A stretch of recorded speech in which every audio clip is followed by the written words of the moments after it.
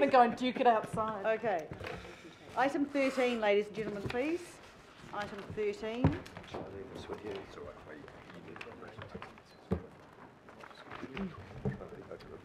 Right. Ross, and are you going to bring the AT Yes, people with you? yes, we'll deal with the AT issue first. If we would. So, ladies and gentlemen, AT have been sitting quietly, so we'll address that part of the report first. This is the monthly budget update, and I'll ask you, Ross, to lead off. Okay, so this is the monthly budget update. There are 4 groups of items this month. Some of the numbers are slightly larger than normal size, but overall the impact on group debt is relatively modest, just a few $1 million this year and next year. I'll just quickly describe what the 4 items are, and then we'll deal with the AT issue. So the first one's Resolution A and B relates to the Birkenhead car park issue. It's remediation works and design works, and there'll be a further request at a later stage for the larger construction works. Item C relates to the city centre targeted rate and approval of the work program, so predominantly timing changes to that. Item D is some property acquisitions related to Wynyard Quarter, essentially a bring forward of some of the park acquisition budget there which has been delivered by Auckland Transport, because it's part of a roading project that they are the ones delivering. And then the last item is AT, and it's a request for some unbudgeted expenditure relating to their new lease arrangement. And I'll let AT, Joy and co-introduce. Hi, Joy. Thank you, Madam Chair, for today. We've just really our lease has no automatic right of renewal. It expires on the 31st of December. So we have basically done a business case and put that approved by the board for us to go and negotiate new premises. We are in the process of negotiation. We have some preferred options, and so this outlines the need for a building fit out of 3.2 million for the fit out, which was be in our business plan for 18-19. Plus also there is a one-off OPEX cost of 800,000 for the make good of our current head office. The preferred option that we have represents the best value for money in terms of our rent and the way that we have portioned our rent over the life of the lease, and has a 4.7 million savings compared to if we were to stay and negotiate with the current landlord over the proposed 9-year lease. If we were to stay where we are, we'd have to decant, and that would be very disruptive for staff and cost an extra 600,000. And the floor space would be using a lot of the current workplace strategy work. We've worked very closely with both Panuku and the Auckland property team to ensure that we're following the council policies and positioning ourselves closely to Auckland Transport and Panuku to work closely with them. Right, Nick, Madam Chair, yes. there are a couple of proposals here. One is a backward-looking make-good cost that we face at AT for, we are expecting probably around $800,000. As an organisation, we should have provisioned this for the period at the end of the lease. We haven't done so, and so I'm very sorry that we have to come here today and seek the governing body's support to cover this cost. The second proposal is a capital item for the cost of a fit out of the moving to new premises. The board has looked at 4 options, and at the end of the life of this lease, the preferred option is significantly more cost effective than staying where we are, or alternatively any of the other options. The reason that we have come to the governing body for the capital is that we are stripping it out of the rental cost. We could have made the move and covered the cost of the fit out through the rent, but we think that in consultation with the council officers that it is a more efficient and a proper approach for the council to fund the capital fit-out directly. The reason the move is more cost-effective is that with the new premises we are able to reduce our footprint by approximately 20%. It's reflective of the fact that the current premises ATEED occupies are a fairly inefficient use of space. So the new option will deliver better value to the council, and we are looking also to do it in what we believe is the proper financial approach. Thank you. I'll move, Madam Chair. Okay, you've got a mover. Do you have a seconder? Yep, I'll second that. Okay, thank you, Councillor Cashmore. Questions then of ATEED? We've got Councillor Darby, Councillor Casey. Thank you. Probably the one, as I raised with you, Madam Chair, but Nick is and in some ways he's apologised for those that he wasn't working with at the time. But it is important that we make it really clear that the provision should have been provided for, and there was an error there, and Nick has, in his opening, has addressed that. Can't do much about it now, other than confirm this budget. My question therefore, that question really is answered, but my question on the City Centre Advisory Board input, have they confirmed this deferral? Is there a record of them confirming this deferral? And I looked at the opening page, it talks about 5 million deferred to latter years, but that doesn't reconcile with attachment A. Yeah, Ross, you clarify. I think you've gone to another item. We're just doing the AT. Just do the ATEED first? Yeah, Only sorry. questions on that one? Yes. And then we'll go to the others. Okay. So just following on from you, and I'm going to jump ship, but you will notice that it was up to 800,000. So we do expect you, with the greatest of respect, to try and find some of that yourself within savings. We understand that, Right. Madam Chair. Questions on ATEED? Just very quickly, I might have missed it, but the savings over the 9-year lease of the new premise compared to existing was?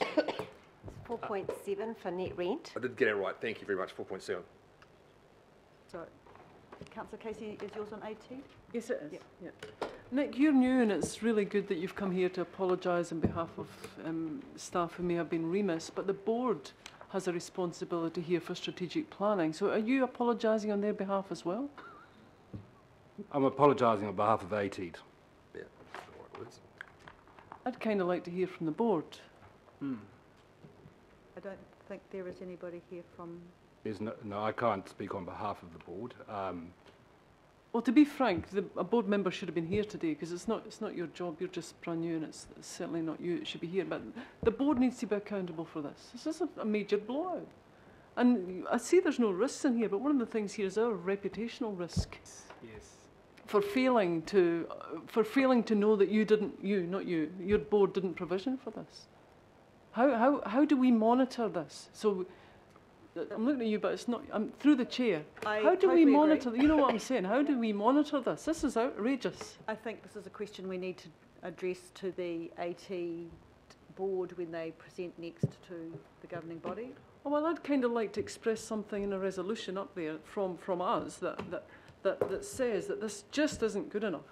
You know, we've got all these mechanisms of accountability, and we could round them all off, and every one of them failed. Every single one of them failed, and we're getting an apology from a new guy. Through the chair, when we did do our long-term planning and our budget process, that is when we picked up this omission, and so this was part of the paper that we did present to the board to note that there had been this omission in the past for the provision of the lease, and so this got approved for the board for us to come and get the funding here. So they are aware of it, and we thought that was going through the long-term plan process, but the planning team recommended that we came to you early, and so you had full visibility and transparency of us doing the negotiation before we actually sign a contract. And I'm saying, what's the responsibility of the board for this? You know, you've already apologised on behalf of everybody. And you've but only been in your job the governor training. should have been here to accept the responsibility for this. So councillor, I totally agree with you, and in March they will be, and I think that's the time for us to direct it directly to them, and we can ask the staff to alert the board as to the feeling of the meeting. Well, that's good, but I still we're only approving this because of a lack of due diligence on behalf of the board. Correct?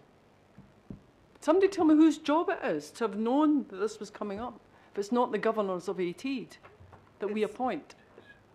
Look, I think you pointed out that there are a number of checks and balances, and there have been a number of points at which it's failed. I think it's one of those situations when it wasn't provisioned for initially, nobody thought to look for it later. And I think having gone through the process for the long-term plan, where we have gone back, and particularly at the end of the life of the lease, we are faced with discovering that this was something that should have been done probably 5 or 6 years ago.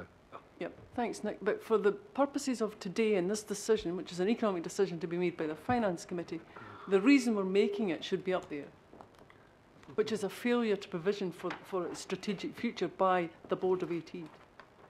It's their job. Correct? Right. No? Let me think about that.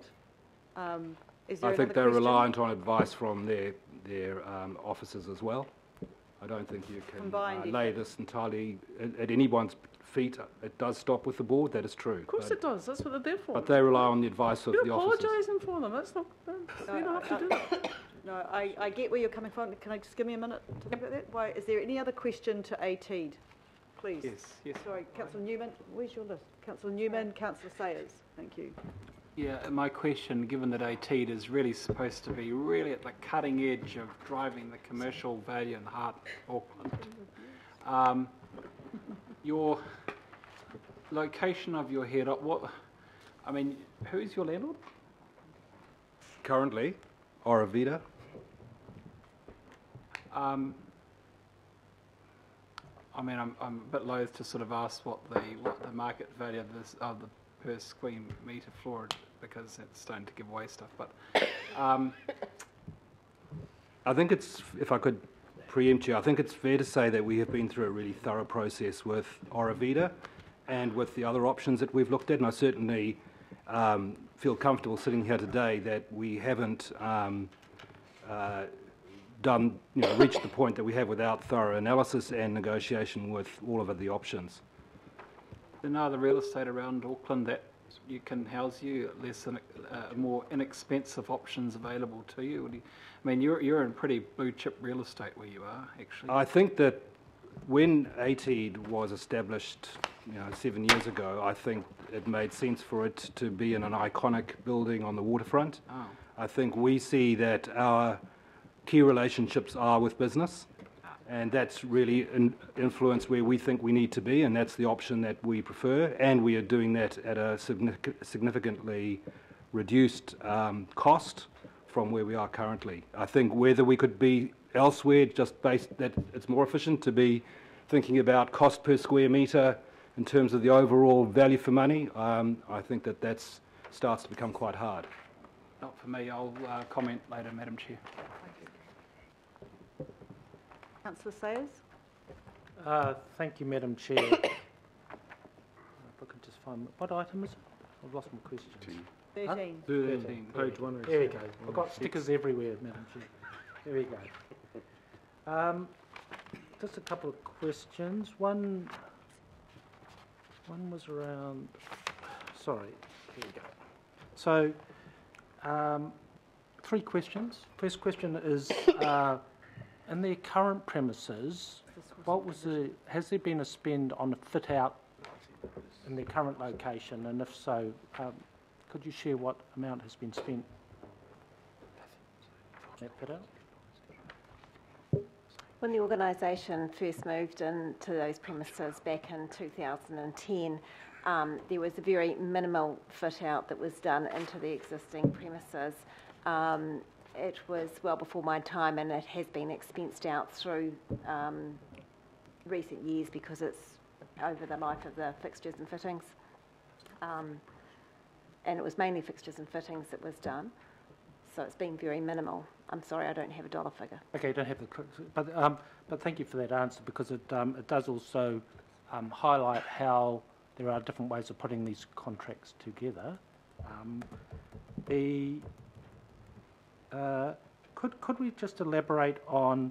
I have a concern that potentially AT might have been constrained on the number of options of premises it could look at because it's trying to fit into certain policies. And you mentioned one. Did you mention the council workplace strategy principles? So I'm sorry, I'm just not familiar with that. I think I got the idea it was something to be close physically to water care and Auckland Transport, other CCOs. Could you just elaborate a little bit more on what that is, Yeah, please? look, I'm happy to step in through the chair. It's Rod Aitken, Head of Corporate Property at Auckland Council.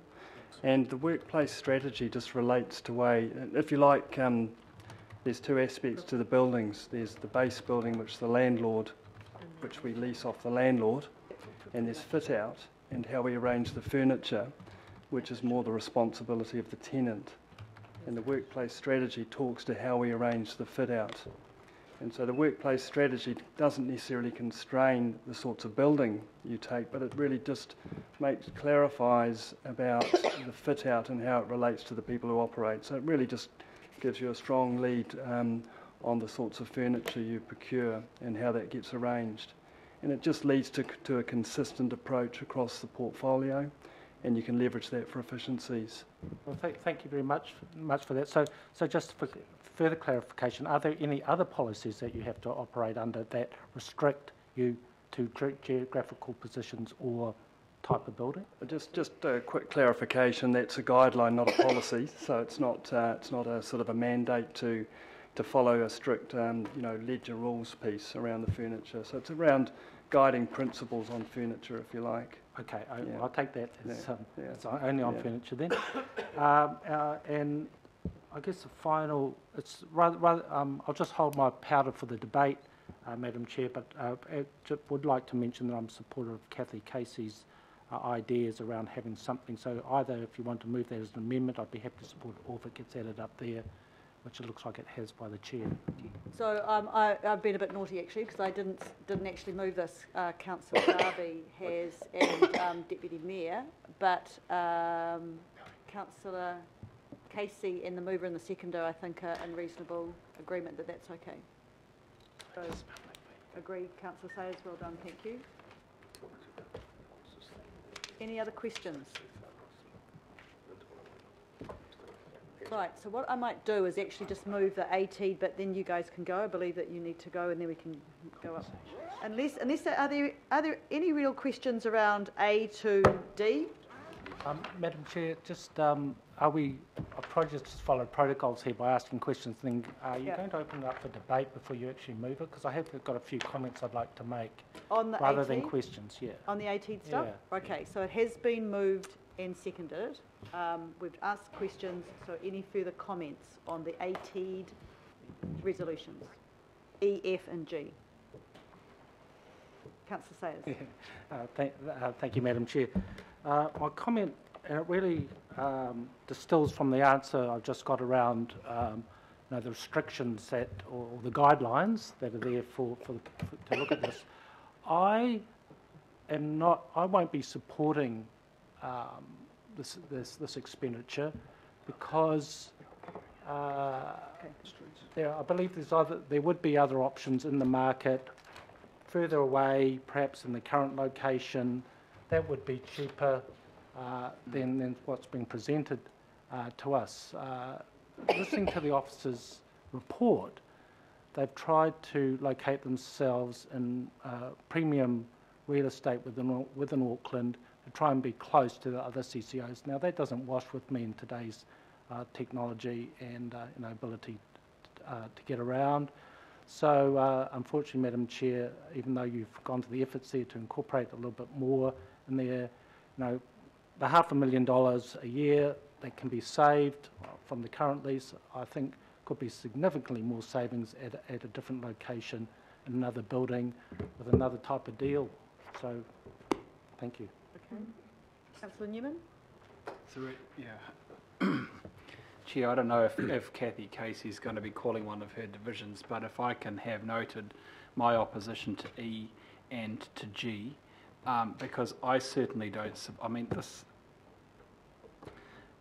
this is really bad. This is extremely bad that this should be presented in this way. The work and the due diligence should have been done long before this matter was even identified. So reputationally, this is far too rich for me.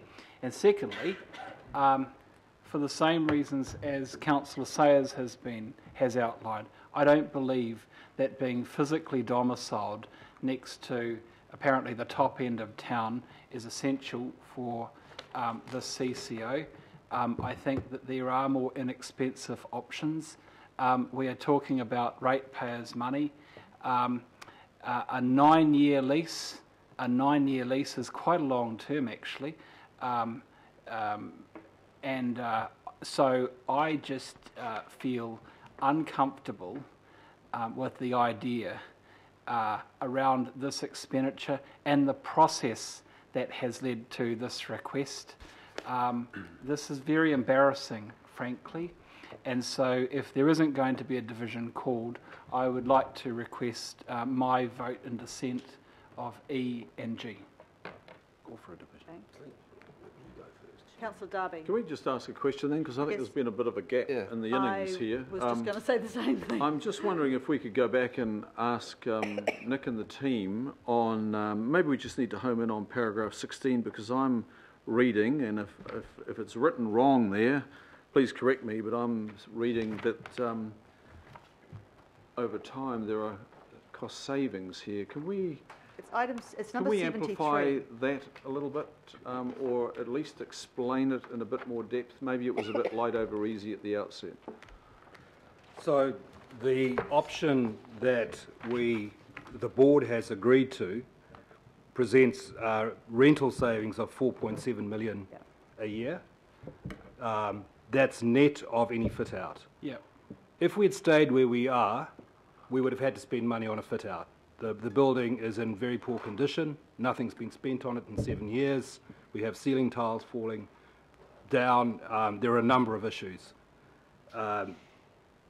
So what we have come to you with is a proposition that we take the cost of the fit out of any rental negotiation with the new landlord, which would still have generated savings of 1.5 million over the period.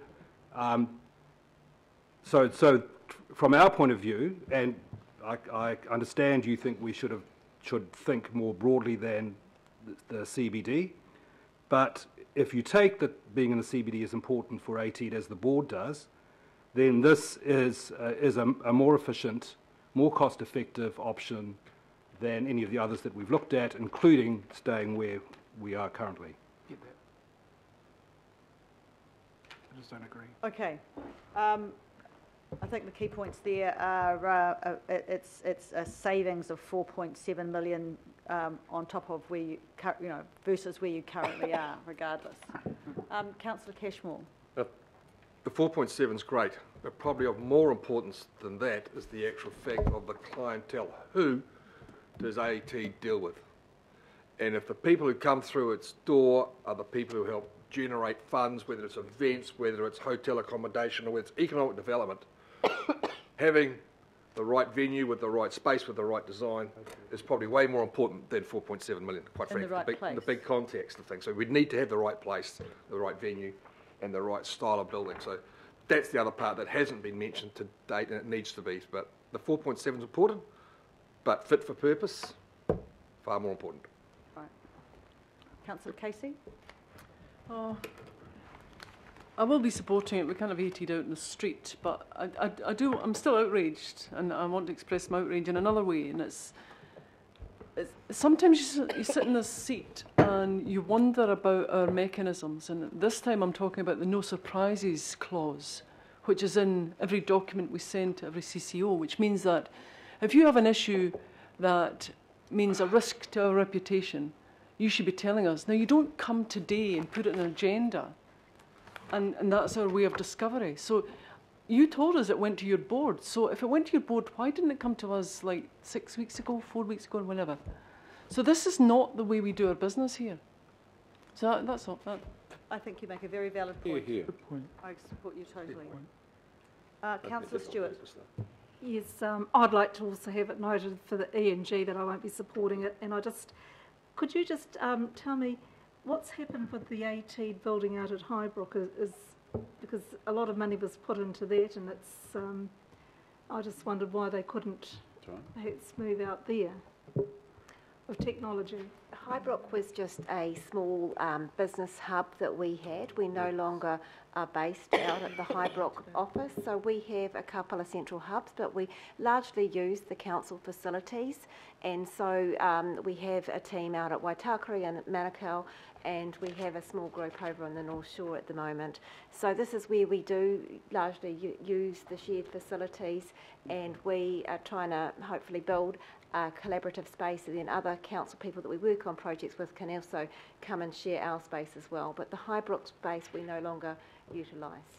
Even though it's still currently on the website? There's just a business drop-in centre that we can go into.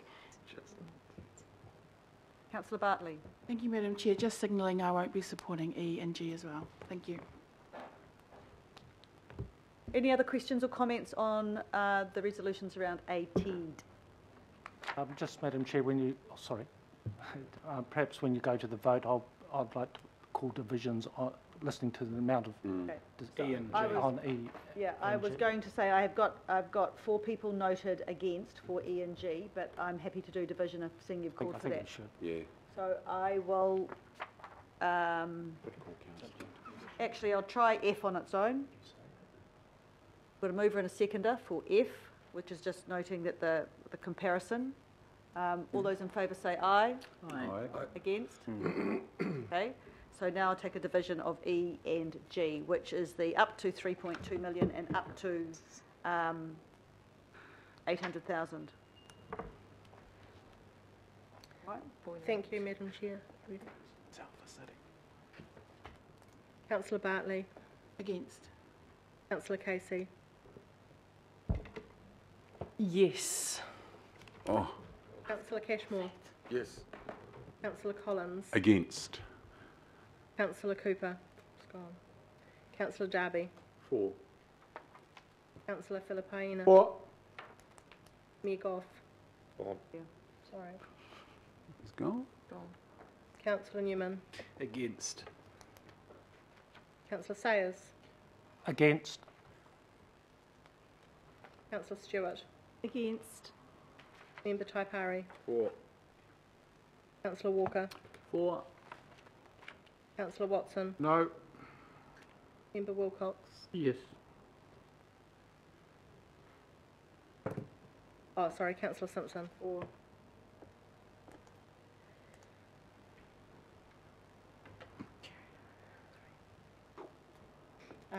It's carried 8 votes to 6 votes. Kathy Casey. Right. By the skin of your teeth, ATEED. It's still G's. Point taken. No Failed lesson that have a good learned. leasing There's team. another one. There's another one. Put up a T. G? G? That was E and G. Oh, okay. Oh. They got nowhere to go. I mean, I'm fine with it, but if everyone else... So you did realise that was E and G, didn't you? Yeah. Yeah, that's what I said. Yeah. Okay. All right. Move A to D. They've made the best. Now we need to go back to Rawene It was the lesser of the two. It's a good one. and the city centre targeted rate. Those plush officers. I'll move A to D. Sarah and Barry, you've moved a lot, so. Yeah, okay.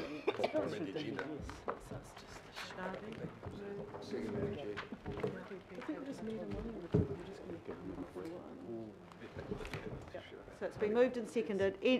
So I think we understand, well, I hope we understand, the remedial works around Rawene, but do you want to just give a quick brief? We've read the report, obviously. Maybe if I should say we've read the report, is there anything further you would like to add? Through the chair, not to add, simply to stress that the cost that we're looking at is for remediation only. We had a briefing with the councillors, with some of the councillors a couple of days ago, and it was made clear that because there's so much other public interest about things like hotels or car parks in the area, there was some question about whether or not the funds that we are seeking were to put in elements like car park, and they're not. We don't have the construction cost for the permanent work yet, so we'll be back. But the cost will only be for remediation. Gotcha. Any questions on Rawene? Councillor Watson. Yeah, so this is one that has a high degree of public interest on the North Shore, of course, and I'm just trying to get my head around the costs that are unravelling here. We have 3.85 million unbudgeted for the work to cover the emergency works. We have a 1.85 million for the design ongoing supervision. Yep. We have the clear statement that the full scale of the remediation won't be known, so people will be coming back in all likelihood for more. And at the same time we have this, is it an investigation or a report on what's actually caused the whole slippage there? So, Madam Chair, I guess my question is through you to the officers. We're kind of, from a councillor point of view, and it follows on from the last item, in rather invidious position of, getting the chequebook out, writing out big sums of money. The work's been done. It's been handed over to the Auckland Council now. There you go, Auckland Council. You take care of this from here on in. In terms of that public perception, again, it's not a great look because as people that are maybe following the saga knows, there have been some fairly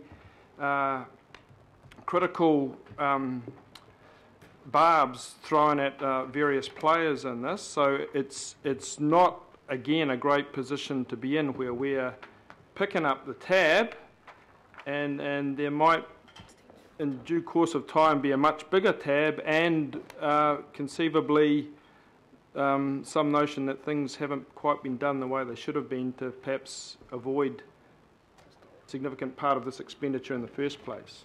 So I'm just interested if there's a response to that. Through the chair. Yep. To start, just to clarify, that 3.85 million includes 1.85 design, so they're not additional, they're together. I did bring some photos, which I think you've got round, and which we might be able to put up on the screen, just to show the scale of the emergency works.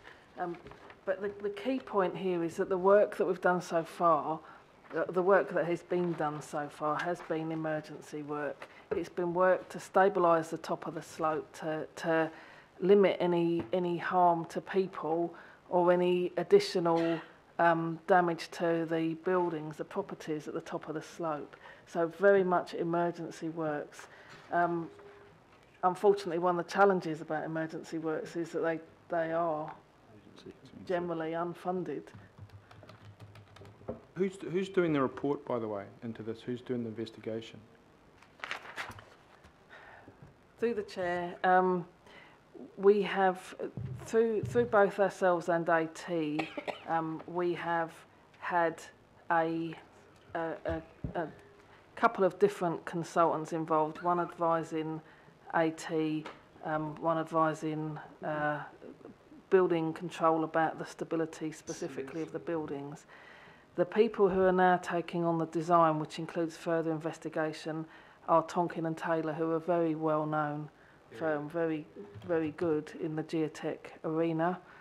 Part of the reason that that we don't have the cost for the full remediation yet was that until we made the top of the slope safe, we weren't actually able to get onto the slope to do some of that testing to work out what options would work, because it is actually still moving very slowly. Okay, so Tonkin and Taylor, who've been awarded the contract to do the work, are doing the kind of neutral investigation as they go along. Is that right? Through the chair, yes, Tonkin and Taylor are doing the investigation, which is a technical investigation and will be neutral because of that. Okay. Councillor? Yeah, and we're picking up the tab for that investigation and works there, not Auckland Transport. Through the chair, at the moment we're looking at this as a joint council family thing. So this is something that we're looking at across the council family. We haven't gone into depth apportioning costs yet. It's not just, it's the group, yeah, okay. Good question on that one. Any other questions?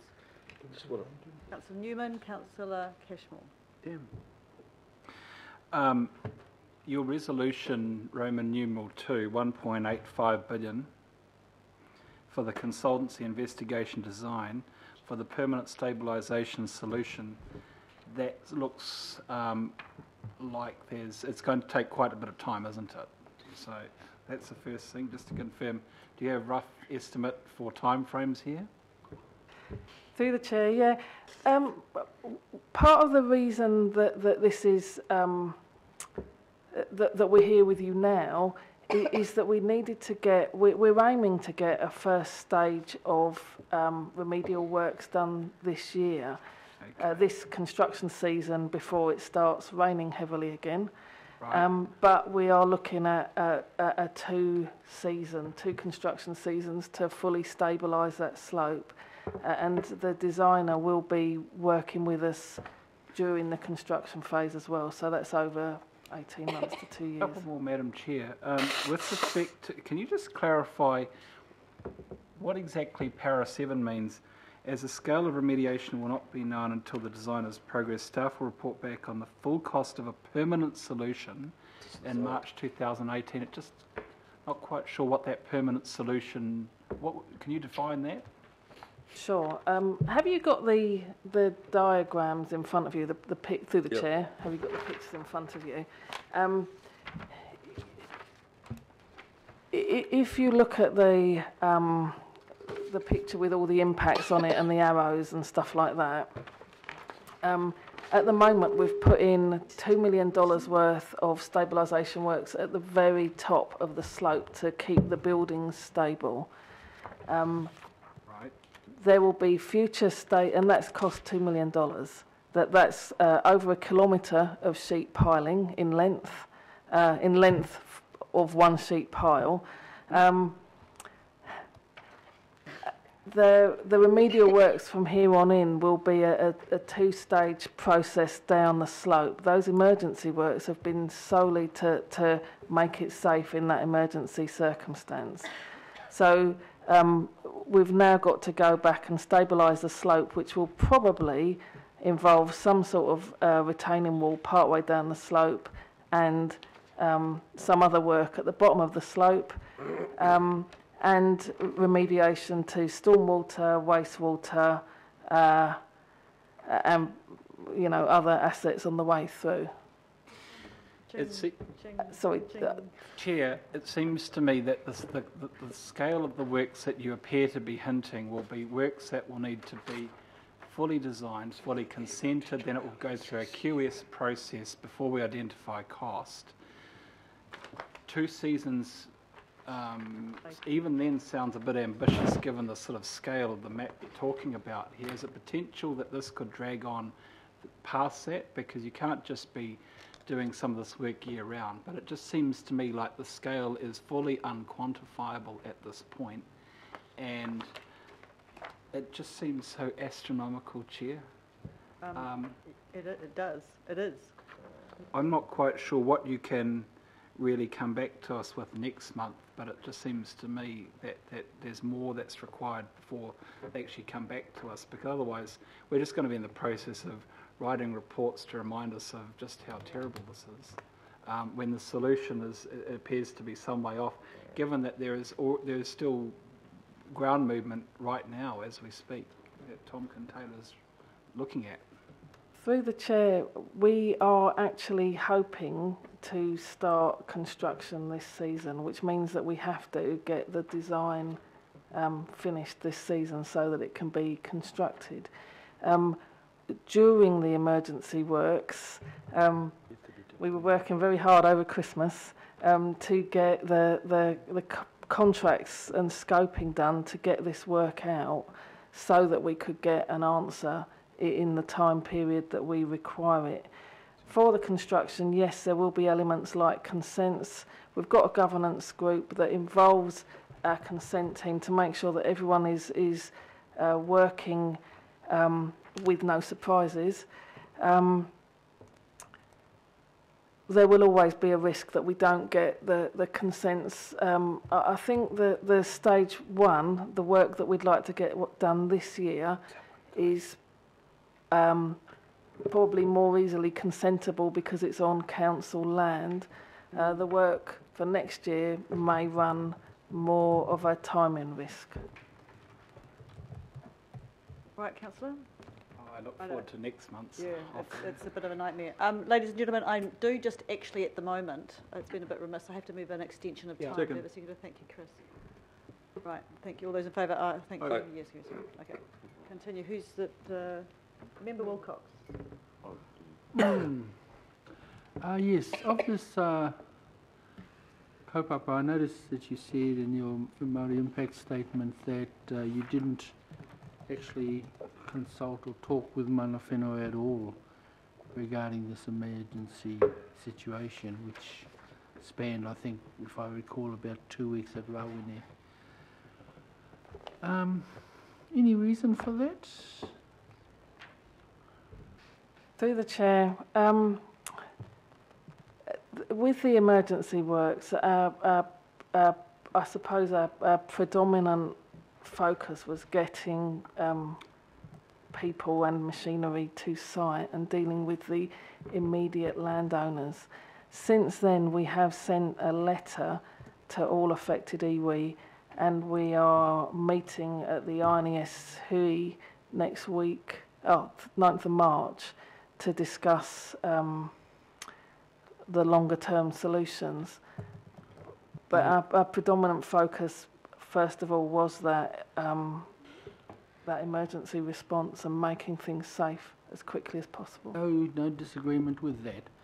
I just suppose I'd like to know that, when these emergencies happen, like such as this, when do mana whenua get notified? What's the process, or do we just say, because I'm looking at the Māori impact statement and it's saying very clearly they will be involved in the resource consent process. That's quite a long way down the track, if that's what you're saying in the report, because that's what I'm reading off. Through the chair, the emergency works went on over Christmas. As soon as we came back, we started the same process as we would start for any project, which is reaching out to affected parties, to our governance partners and so on. The timing of this one was unusual because we were starting on site over the Christmas holiday. So it left us with a very, very short period of time and an unusual situation because everyone was on leave. Okay, I won't press this any further, just to say that I knew about this way before Christmas. So anyhow, number 2 is basically then, so am I to take it that of this variable estimate 1.8 to 2.85 is what we're saying, is that right? That consultancy will involve discussion with mana whenua, or are they not part of the investigation? What are we investigating here? Because to me, investigation and design costs for permanent stabilisation solution. Well, aren't mana whenua part of that process? And will that design consultancy organisation be doing that? Through the chair, the investigation part is that we have to understand what the problem is before we solve it. So there's an element of investigation in there to understand causes and be able to design against them. The Tonkin and Taylor will be supporting a council project manager, so that the whole piece has a council project manager with Tonkin and Taylor as designers. So I imagine that all of the stakeholder and governance engagement will come through the council. You imagine, or it will be happening? It will be, through the chair. Thank you. For clarification. Councillor Cashman. Thanks, Madam Chair. Just two very brief questions. Sarah, to put this in context, and we've had 18 months of unseasonably wet weather.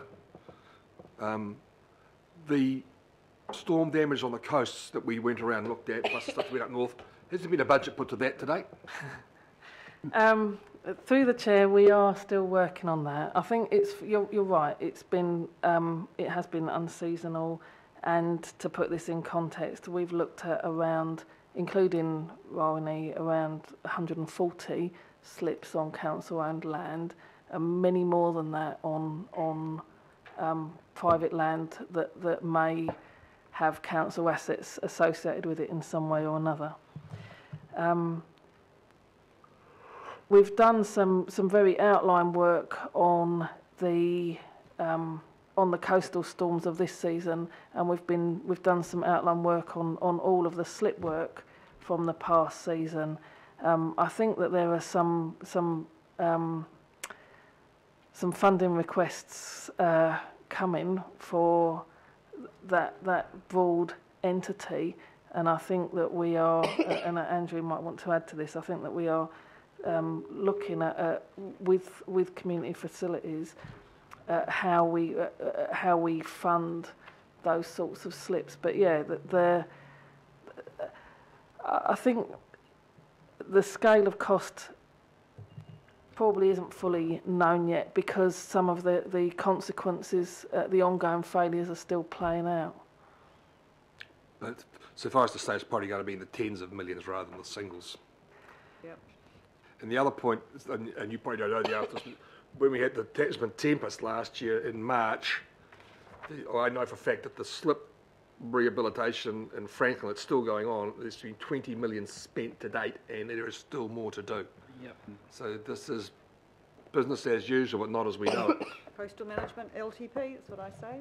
Global warming. Global warming, sea level rising, LTP, coastal management. Councillor Walker. Yes, just wanted to speak to that, Madam Chair. Obviously, you've got a huge cost associated with this. I mean, I've lived in Auckland for a while, and I know of a lot of landfills, both rubbish landfills and also clean fills around the region, many of which are in rather unstable locations, in gullies, on the coastline, on slopes, that are ticking time bombs. And my personal view is our approach is almost to deny those things and just to put them off, because the scale of them is quite significant. My view is that we need to start checking these areas out. Yep. They're part of our climate change adaptation strategy, I would suggest, and many of them are going to come and bite us, and they're going to bite a number of subdivisions and developments and clean fills that are occurring now in areas that are flood-prone and unstable.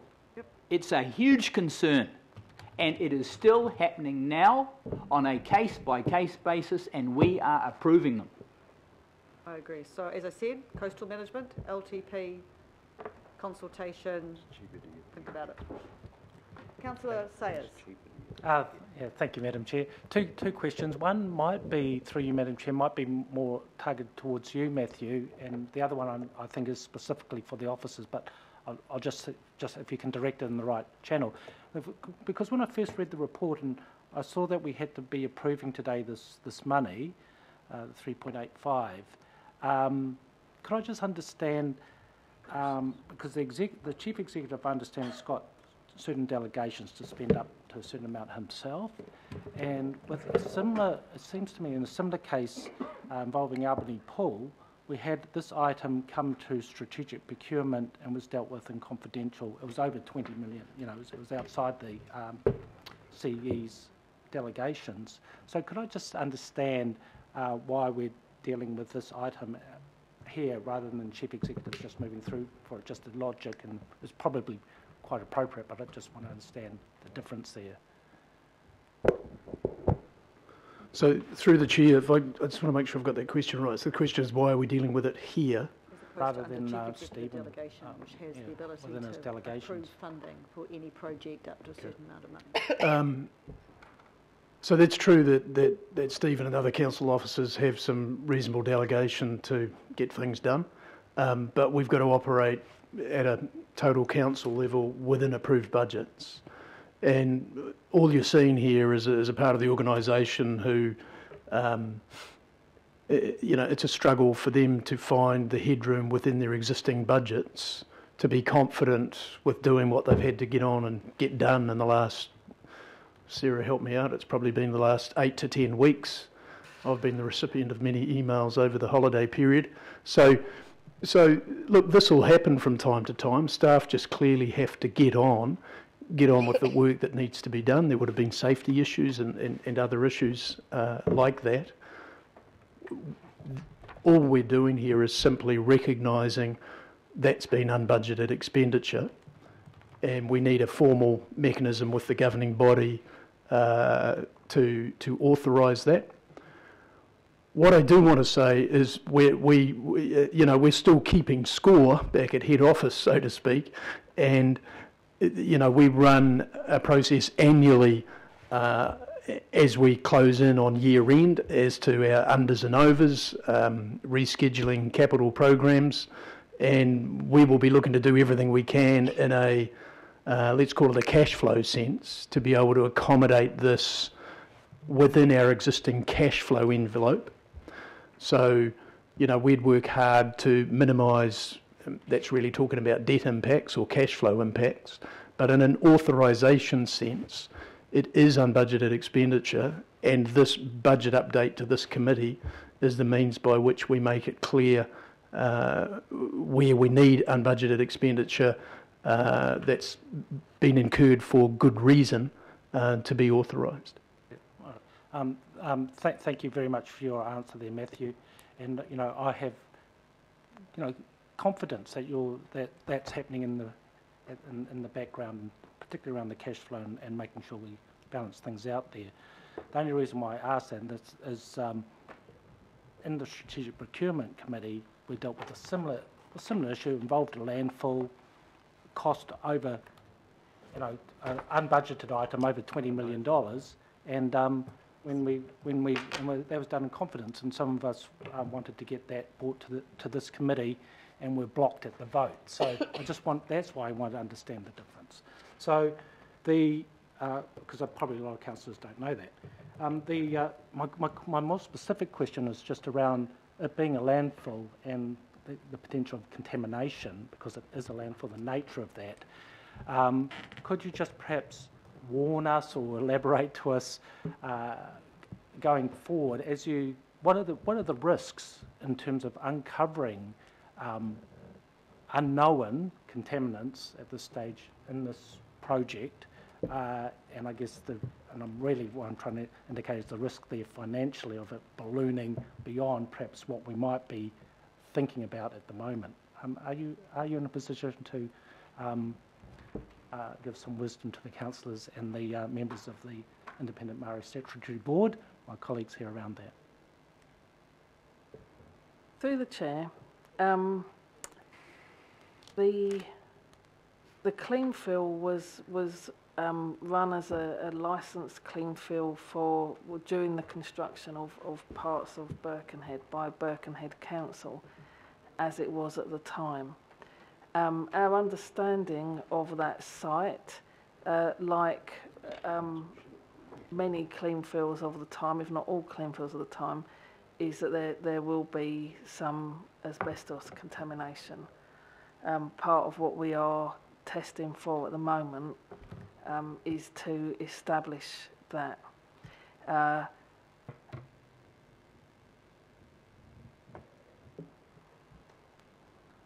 Okay. So I think that's not. So can I take from that, am I correct in taking, with your indulgence, Madam Chair, that there could be asbestos in there, we don't know, and therefore there could be obviously added costs going forward, and we can't quantify that yet. That would come back in this other report? Is that correct? Yes. Yeah. Okay, ladies and gentlemen, I'm conscious that people maybe need a bit of a break. Mood of the meeting whether to finish this item in its entirety and have a break. Finish the item? Yep. Yep, okay. So any other questions or comments on the proposed resolutions A and B on this? Councillor Darby. A, B, C. Yeah, look, just a quick comment because the staff haven't been before us on this, and this has been a real challenge in the Birkenhead community. So I do want to acknowledge Barry and Dean Kimpton, Barry Potter and Dean Kimpton for leading this, and Sarah Sinclair's work. Ross, you've been absolutely remarkable on the ground, fetching everything.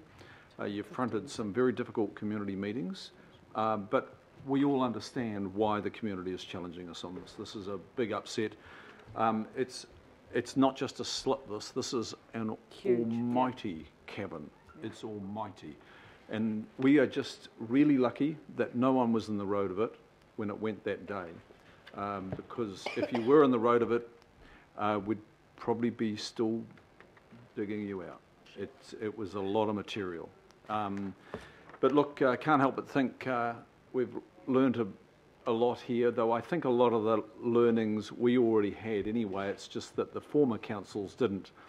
There was no 0800 no dump phone number back in the 1970s or whatever it was. They would have been calling themselves, of course.